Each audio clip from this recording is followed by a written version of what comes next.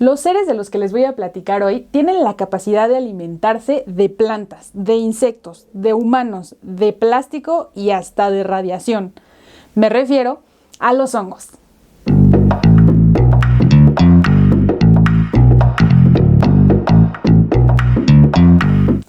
No fue hasta casi los años 70 que los hongos obtuvieron su propia clasificación, su propio reino.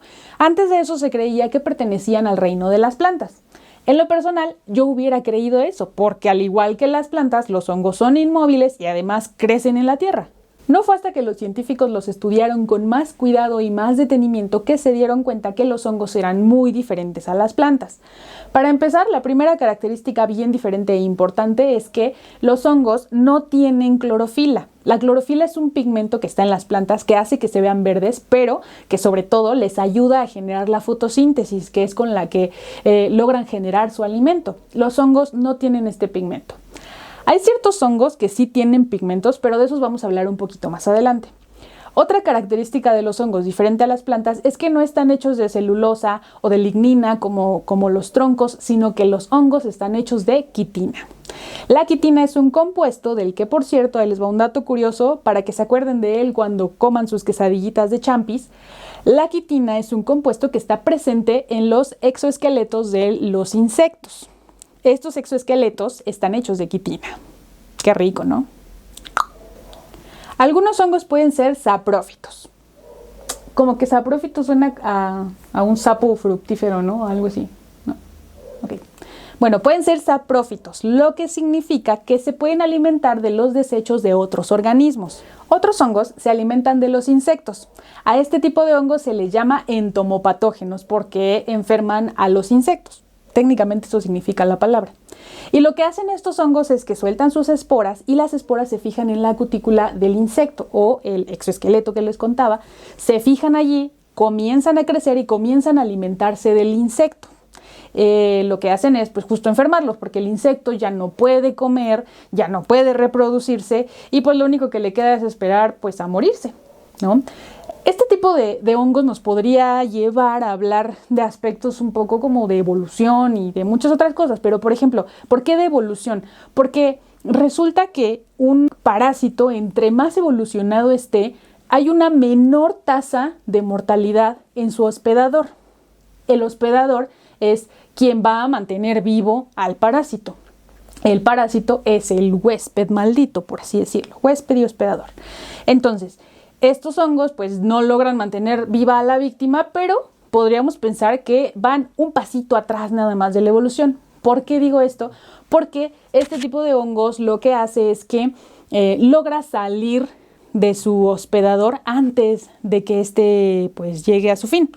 ¿Y cómo hacen eso? Pues es que, por ejemplo, muchos hongos como el Cordyceps, el tan famoso Cordyceps, lo que hace es que genera un cambio de comportamiento en el insecto y hace que suba hasta lo más alto de un árbol y ahí el insecto pues espera a que le llegue su hora y el hongo lo que hace es que suelta de nuevo las esporas.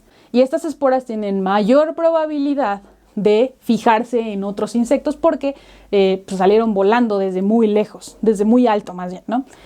Entonces, bueno, eso es lo que hacen, ¿no? En eso van en la evolución, todavía no logran tener allí una especie de equilibrio. Un buen ejemplo de un parásito que sí es perfecto y súper evolucionado son pues los parásitos que tenemos en el estómago, por ejemplo, ¿no? Estos parásitos ya son parte de nuestra flora intestinal. Técnicamente nosotros ya no podemos vivir sin ellos. Han logrado ese equilibrio. Por si no lo sabían, aquí va otro dato curioso. El ser humano tiene más parásitos, más microorganismos dentro de sí que células en el cuerpo. Para que se den una idea de qué tan perfectas son estos parásitos, somos más parásitos que humanos, técnicamente. Somos un parásito. ¿Somos un parásito? Eso nos convierte... O sea, ¿qué somos? ¿Qué somos? Otro tipo de hongos es el que se puede alimentar o puede crecer en los humanos. El ejemplo perfecto para este hongo es el del pie de atleta. El pie de atleta es un hongo que se te pega en el pie, ahí empieza a crecer y te da mucha comezón y te da mucho mal olor. ¿Y quién no ha tenido pie de atleta? ¿No? El chiste es que este hongo, podríamos imaginarnos que son como pequeños champiñoncitos creciendo entre nuestros dedos, pero no es así. Son realmente muy diferentes a como los imaginamos. Para entender esto hay que saber que existen dos grandes vertientes de los hongos. En los hongos se clasifican los basidiomicetos y los ascomicetos. Los basidiomicetos son aquellos que pueden generar el champiñón, que es el que nos comemos en las quesadillitas, y los ascomicetos son los que crecen muy chiquitos, que la mayoría no tiene estas fructiferaciones, cuerpos fructíferos, como se dice profesionalmente, y pues son muy chiquitos. Un ejemplo de ellos es, por ejemplo, son hongos muy diferentes. Para que se den una idea, son más parecidos como al moho que le sale al pan o a la fruta o a las levaduras. Son parte de esta familia. Otro hongo que también es muy interesante es uno que puede degradar el plástico. Este hongo tiene un nombre que parece como de encantamiento de Harry Potter. Se llama Fusarium culmorum. Y este hongo, además de poder alimentarse o degradar el plástico PET, también es un fitopatógeno. Los fitopatógenos son los hongos que pueden dañar o enfermar a las plantas. Así es, esa cenicilla blanca o negra que le crece a tus tomates en época de lluvias y que no te permite tener buenas cosechas es un hongo fitopatógeno. Que por cierto, si alguien conoce una cura para esa cenicilla blanca, por favor pónganme en los comentarios, porque ya estoy harta de no tener cosechas.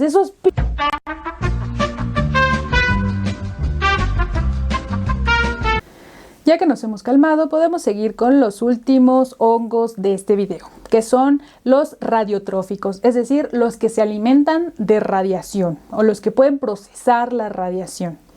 Un ejemplo de este tipo de hongos son los Cryptococcus radiodurans, los cuales han sido encontrados en las ruinas de Chernobyl. Como les decía al principio del video, hay ciertos hongos que sí tienen pigmentos. Este es uno de ellos y tiene uno que se llama melanina. Lo que hace la melanina es que le ayuda a transformar la radiación gamma a energía química que después van a utilizar para crecer, algo muy parecido a la fotosíntesis. Incluso la NASA ya está experimentando con estos hongos, porque imagínense que se pudieran utilizar en los trajes espaciales para evitar la radiación. Estaría genial, ¿no? Si a ustedes se les ocurre algún otro uso que podríamos darle a estos hongos, déjenlos en los comentarios. Vamos a ver quién se pone creativo, quién se pone más creativo, más bien. En fin, se cree que en el mundo pueden existir unos 5 millones de especies de hongos, pero en la actualidad solo conocemos un 3% más o menos. Es en las zonas de los trópicos que han sido menos exploradas donde posiblemente podríamos encontrar una mayor cantidad de especies. Por ejemplo, tan solo en Costa Rica se han llegado a encontrar hasta 3,000 especies, pero se cree que allí mismo podríamos encontrar hasta 50,000 especies. Es así como hemos llegado al final de este video. Si ustedes quieren seguir aprendiendo más de hongos, no se pierdan la segunda parte. Así es, vamos a seguir hablando de hongos porque se acerca agosto. Por favor, invítenme a recoger hongos a la montaña o al cerro. Yo con mucho gusto voy. Si les gustó este video, por favor, denle like, compártanlo con sus amiguitos, suscríbanse y todo lo tradicional del YouTube, porque aparte este es el primer video con el que estrenamos el canal, así que de verdad espero que les haya gustado. Lo hice con mucho cariño. Y yo los veo en el siguiente capítulo. Hasta la próxima.